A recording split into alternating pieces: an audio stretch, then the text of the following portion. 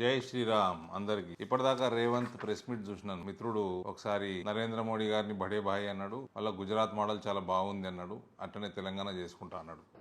అప్పటి నుంచి పసాయించిండు పాపం. అప్పటి నుంచి కాంగ్రెస్ నాయకత్వం నమ్మతలేదు ఆయన. దాన్ని కవర్ చేసుకోవడానికి రోజు నరేంద్ర మోడీ గారి మీద, అమిత్ షా గారి మీద అబద్ధాలు ప్రచారం చేస్తున్నాడు. అందులో భాగంగానే ఈ ప్రెస్ మీట్. ఏమంటాడండి, రాజ్యాంగం మార్చేస్తాము, రిజర్వేషన్లు తీసేయము అని అమిత్ షా గారు ఎందుకు చెప్తలేరు, పిఎం గారు ఎందుకు చెప్తలేరు? వాళ్ళు కుల్లా చెప్తూనే ఉన్నారు. ఈ వీడియోలు చూడండి. నిన్న కాక మొన్న పిఎం గారు చెప్పారు ముస్లిం రిజర్వేషన్లు తీసేసి ఎస్సీ ఎస్టీ ఓబీసీలకు ఇస్తామని. అమిత్ షా గారు ఇలా తెలంగాణలో కూడా అన్నారు ముస్లిం రిజర్వేషన్ తీసేసి ఎస్సీ ఎస్టీ బీసీ సోదరులకు ఇస్తామని. ఇంకేం చెప్తారు నీకు? కర్ణాటకలో ముస్లింలను తీసుకొచ్చి ఓబీసీలో కలిపేసి ఓబీసీల రిజర్వేషన్ తగ్గించిన ఘనత మీది. ఇంతకుముందు రాజశేఖర రెడ్డి గారు ఉన్నప్పుడు కూడా అదే పని చేస్తే సుప్రీంకోర్టు కొట్టేసింది. కాబట్టి మీకు బీసీలకు ఎస్సీలకు ఎస్టీలకి రిజర్వేషన్లు తగ్గించేసి ముస్లింలకు ఇయ్యాలా అన్న నియత్తు మీ కాంగ్రెస్ పార్టీది. ఇంతకుముందు మస్తుసార్లు ప్రయత్నం చేసిండ్రు. ఇవాళ అబద్ధాలు ప్రచారం చేయడానికి మళ్ళా ఇట్లా అబద్ధాలు చెప్పే వీళ్ళు అసెంబ్లీలో కొద్ది లైట్ మెజారిటీతో గవర్నమెంట్ ఫామ్ చేసారు. ఇప్పుడు పార్లమెంట్ ఎలక్షన్లో కూడా అబద్ధాలు ప్రచారం చేయడానికి ప్రయత్నం చేస్తున్నాడు. చాలా బాధ్యతారహితంగా ముఖ్యమంత్రి గారు మాట్లాడుతున్నారు. రాజ్యాంగం మార్చేస్తారు. అసలు ఏమంటాడు మళ్ళీ ఆర్ఎస్ఎస్ అజెండా హిందూ రాష్ట్రంగా చేయాలి అని బీజేపీ చేస్తుందని. మీ పార్టీ ఈ దేశాన్ని 3 ముక్కలు చేసి 2 తుర్క రాజ్యాలను చేయలేదా? ఎవరు చేసిండ్రు? మీ పార్టీ వచ్చేసింది. హిందువులకు ఒక దేశం అని ఉందా ఈ ప్రపంచంలో? తుర్కోళ్ళకి 50, 60, 70 దేశాలు ఉంటాయి. క్రిస్టియన్లకు మస్తున్నాయి. మరి హిందువులకు దేశమే లేదు కదా.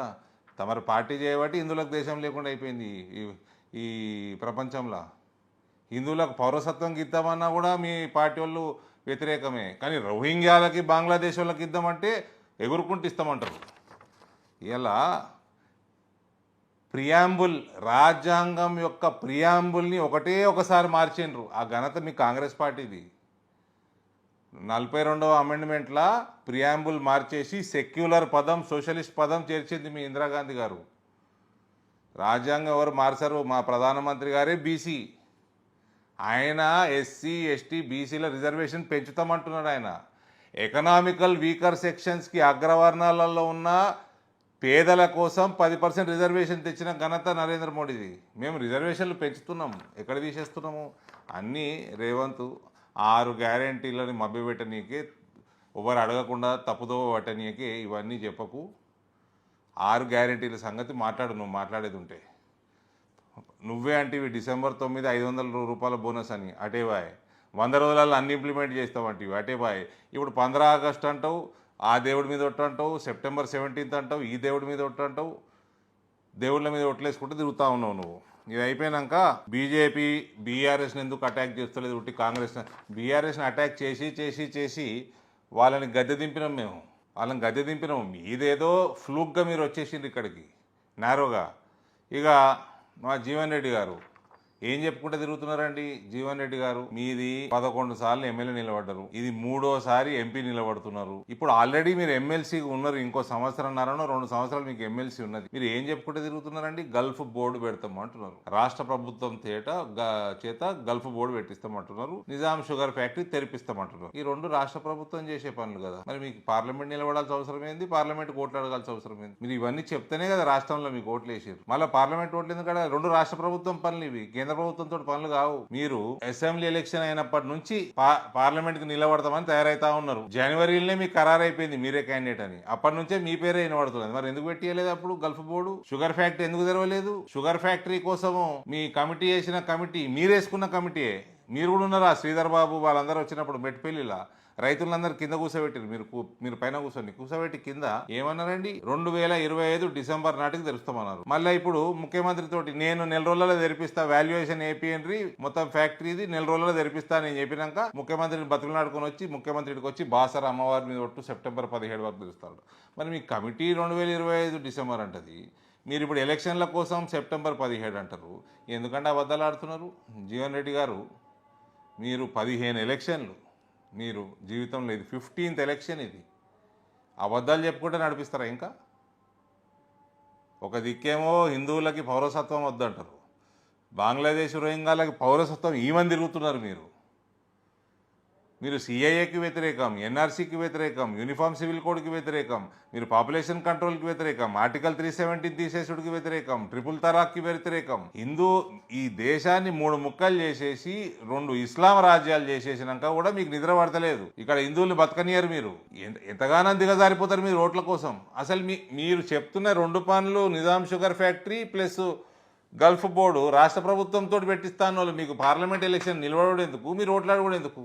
దానికి ఏం సంబంధం? కేంద్ర ప్రభుత్వం సంబంధం ఏమున్నది? కాబట్టి ఎంతగానో దిగజారిపోతారండి. నాకు అర్థం కాదు. ఓట్ల కోసం, ముస్లింల కోసం, ముస్లిం ఓట్ల కోసం హిందువుల్ని ఎంత కించపరుస్తారు, ఎన్ని అబద్ధాలు పేలాయిస్తారు. మీరు దేనికోసం ఓటేయాలి? మీకు రామన్న గోపన్నని చంపిన వాళ్ళని మీరు ఇంట్లో పెట్టుకున్నారు, మధుసూదన్ గౌడ్ని చంపిన వాళ్ళని, ఆ నక్సలైట్ ని మీరే ఆశ్రయం ఇచ్చారు. మీరు చరిత్ర ఫస్ట్ నుంచి చూస్తుంటే మీరు హిందువులకు వ్యతిరేకమే, మీరు జాతీయతా భావం ఉన్న వాళ్ళు అందరికీ వ్యతిరేకమే. మీరు ఇప్పుడు మళ్ళా కమ్యూనిస్టుల లైన్ తీసుకుంటున్నారు. మీ కాంగ్రెస్ పార్టీ అందరిది దోచేసి ముస్లింలకు ఇచ్చేస్తాం. మీ మేనిఫెస్టోలో ఉన్నది రోజు చదువుతూనే ఉన్నా కదా నేను. ఈ దేశ సంపద మీద నెంబర్ 1 హక్కు ముస్లింలకే అని అంటున్నాను మీ పార్టీ వాళ్ళు. నేను ఒకటే అడుగుతున్నా, మీకు గల్ఫ్ బోర్డు పెట్టేది ఉంటే రాష్ట్ర ప్రభుత్వం, మీకు నిజాం షుగర్ ఫ్యాక్టరీ తెలిసేది ఉంటే, మీకు పార్లమెంట్ ఎందుకు నిలబడు, ఎలక్షన్లు ఓట్ల ఎందుకు అడుగుడు? అది 2 రాష్ట్ర ప్రభుత్వంతో చేపించుకునేది ఉండే. మీరు డిసెంబర్ 1st వీక్లో మీ గవర్నమెంట్ వచ్చింది, మీరు ఇమీడియట్గా 4 రోజులలో మీరు పార్లమెంట్ నిలబడుతున్నట్టు క్యాండిడేట్ అయిపోయారు. మరి ఇప్పుడు ఏప్రిల్ 15కి వచ్చి పెడతాము చేస్తామని ఎందుకు చేసేసేది ఉండే. అయినా ఇప్పుడు ఎమ్మెల్సీ ఉన్నారు కదా, చేపించేసుకోండి. దానికి కేంద్ర ప్రభుత్వం కోసం జరిగే ఎన్నికలకి ఏం సంబంధం? నియత లేదు మీకు, మీ పార్టీకి లేదు, మీకు లేదు. 45 సంవత్సరాల నుంచి లేని నియత ఇప్పుడు ఎడికెళ్ళి వస్తుంది జీవన్ రెడ్డి గారు? చెప్పండి. హిందువుల్ని బతకనీయండి. జర అబద్ధాలు మానుకోండి. బాజాప్తా ముస్లింల రిజర్వేషన్లు తీసేసి ఎస్సీ ఎస్టీ ఓబీసీలకు ఇస్తాం. మేము బాజాప్తా ఇస్తాం. రిజర్వేషన్లను పెంచే పార్టీ మాది. ట్రైబల్ వెల్ఫేర్ మంత్రిత్వ శాఖని పెట్టిన పార్టీ మాది. మీరు చెప్తే ఎవడు నమ్మేది లేదు, పెట్టేది లేదు. అసలు మీకు ఈ ఎలక్షన్లలో అజెండానే లేదు. 15 ఎలక్షన్లు అయిపోయినాయి, ఎన్నడూ ఏం చేసింది లేదు. జగిత్యాల ప్రజలకి చెప్పుకోదగ్గది ఒక్కటి లేదు. పనిచేస్తులను చేయని రాదు. పసుపు రైతులు నిన్న మొన్నటి దాకా రోడ్ల మీద ఉన్నారు. వాళ్ళు పెట్టిన పెట్టుబడికి పైసలు రాక, ఇంట్రెస్ట్ సరిపోక వాళ్ళని పుట్టగొట్టిన వాళ్ళు మీరు. ఇలా అలాగ రేట్లు వస్తున్నాయి. అలా కేంద్ర ప్రభుత్వంతో పని, మీతో ఏం పని లేదు. పసుపు రైతులు చెరుకుకి 2 లక్షల రూపాయలు ఎకరానికి ఇస్తున్నాడు మోదీ. మీకు తెలిసే నియత లేకపోయా. వరి రైతులు ఇలా ఇంతో అంత సంపాదిస్తున్నట్టు నరేంద్ర మోడీ అయ్యాడు. మక్క కొనుగోలు చేయరు రాష్ట్ర ప్రభుత్వాలు. ఎంఎస్పీ ఇచ్చిన ఓ ఫ్యాక్టరీ పెట్టిన ఘనత లేదు. దేనికేస్తారండి మీకు ఓటు? మళ్ళా హిందువుల మీద పగ, కసి, విషం జిమ్ముతా ఉంటారు హిందువుల మీద, జస్ట్ బికాస్ ఇలా ఓట్ల కోసం, ముస్లింల ఓట్ల కోసం. ఏం చరిత్ర అండి దిక్కుమాల. ఒక్క పని చెప్పూరి జగిత్యాల మీరు చేసింది ఒక పెద్ద పని. చిన్న పనులు ఏమంటారు ఆడ జగిత్యాల వాళ్ళు, పెద్ద పని పక్క పెట్టుర్రు. వాళ్ళు పసుపు రైతులు నిన్నమ్మన్నటి దాకా రోడ్ల మీద ఉన్నారండి పాపం. పెట్టుబడి లేకుండా వాళ్ళు అన్ని అప్పుల పాలైనరు. ఇవన్నీ చేసుకొని నాశనం అవుతుంటే ఎన్నడూ బయటికి రాలేదు. ఎమ్మెల్సీ గ్రాడ్యుయేట్ ఎమ్మెల్సీ గెలిచిండ్రు మీరు. ఒక్క ఎంప్లాయ్మెంట్ లేకుండా గ్రాడ్యుయేట్లు కింద మీద పడుతుంటే ఒక్కరోజు వచ్చి ప్రశ్నించింది లేదు. ఇవాళ ఏ ముఖం పెట్టుకొని వచ్చి అడుగుతున్నారు ఓట్లు? కేంద్ర ప్రభుత్వం కోసం జరుగుతున్న ఎన్నికలకి మీకు రాష్ట్ర ప్రభుత్వం గల్ఫ్ బోర్డు పెట్టేది ఉంటే, నిజాం షుగర్ ఫ్యాక్టరీ తెలిసేది ఉంటే ఏం సంబంధం? మీకు ఏమైనా అజెండా ఉన్నదా? ఏం లేదు. మీ అజెండా అంతా ఒకటే, పదవులు కావాలి. ఒక్క యువకుడిని పెంచకపోతే జగిత్యాల కాంగ్రెస్ పార్టీ 15 ఎలక్షన్ నిలబడతారు. అవడన్నా నరేంద్ర మోడీ 2002, 2007, 12 3 సార్లు ఎమ్మెల్యే అయినా, 14లో ఎంపీ, 19లో ఎంపీ, ఇప్పుడు మళ్ళీ ఒకసారి 6వ ఎలక్షన్ అయినది అంతే. దేశ చరిత్రను మార్చేస్తున్నాడు ఆయన. కాంగ్రెస్ పార్టీ చేసిన చరిత్రహీనమైన పనులన్నిటి కూడా సరిదిద్దుతున్నాడు ఆయన. ఎందుకండి ఊకే నాశనం చేస్తారు హిందువుల్ని, దేశాన్ని. ఆల్రెడీ ఎమ్మెల్సీ ఉన్నారు మీరు. ఇంకా 2 సంవత్సరాలు ఏం ఎలుగబెడదామని ఎంపీ ఏదామనుకుంటారు మీరు? ఏమైనా ఉందా? అజెండా ఉందా? ఏం అజెండా లేదు. ఒక్క యువకుడిని పెంచిర్రా, ఒక నాయకురాల్ని పెంచిర్రా జగిత్యాల? మీరు ఎట్లా అభివృద్ధి చేయలేదు, పక్కకు పెట్టుర్రి. కనీసం మీ పార్టీలో ఎవరైనా పెంచిర్రా? ఎవరైనా 15 ఎలక్షన్ నిలబడతారా అండి? అది ఈ సమయంలో. ఎప్పుడైతే దేశంకి యూనిఫామ్ సివిల్ కోడ్ రాకపోతే రానున్న కాలంలో హిందువులకి సుంతి చేసే రోజులు వస్తాయి. అటువంటి సమయంలో మీరు యూసీసీకి వ్యతిరేకము, సిఏఏకి వ్యతిరేకము, ఎన్ఆర్సీకి వ్యతిరేకము, 370కి వ్యతిరేకము, మొత్తం హిందువులకి వ్యతిరేకం తప్ప వేరేది లేదు. మీరు అన్ని దిక్కుమాల పుకార్లు. రిజర్వేషన్ నరేంద్ర మోడీ స్పష్టంగా చెప్పిండు, పర్మనెంట్ చేసేస్తాం రిజర్వేషన్ ఎస్సీ ఎస్టీ బీసీల. ఎందుకు అబద్ధాలాడుతారు? ఆయన పర్మనెంట్ చేసి పేద రెడ్డిలకు కానీ, బ్రాహ్మణులకు కానీ, ఆర్యవైశ్యులకు కానీ, ఉత్తర భారతదేశంలో ఉన్న అగ్రవర్ణాలకు కానీ, అందులో ఉన్న పేదలకు కానీ 10% రిజర్వేషన్ ఇచ్చిన ఘనత నరేంద్ర మోడీ గారు. దానికి కూడా వ్యతిరేకమే మాట్లాడినరు మీరు. జస్ట్ ఎలక్షన్ గెలవాలి, ఓ చిన్న ఆల్రెడీ ఎమ్మెల్సీ ఉన్నాడు, ఇంకో ఎంపీ పదవి కావాలి, 15 ఎలక్షన్ నిలబడాలి, 16 నిలబడాలి. ఈ ఈ చిల్లర ఆ, ఆ, రాజకీయాలు చేయడానికి దేశాన్ని తాకట్టు పెట్టొద్దు. పెద్ద మనిషి, మీ వయసులో ఇవన్నీ కరెక్ట్ కావు. హిందువులకు వ్యతిరేకం చేయకండి. మీరు చేసిన నిర్వాకం, మీ పార్టీ చేసిన నిర్వాకం, దేశద్రోహితనం మస్తున్నది చరిత్రలో. ఇప్పుడన్నా ఒక ఆయన పని చేస్తున్నాడు నరేంద్ర మోడీ గారు, ఆయన పని చేయనియండి. ఈ రాష్ట్రాన్ని ఎట్లా భ్రష్టు పట్టిస్తున్నారు మీరు. మీరు చెప్పిన 6 గ్యారెంటీలు అది ఎప్పుడో బొందల తొక్కేసిరు మీరు. అది వచ్చేది లేదు, పెట్టేది లేదు. కనీసం దేశం బాగుపరచడం బాగుపరచనియండి. భారత్ మాతాకి జై.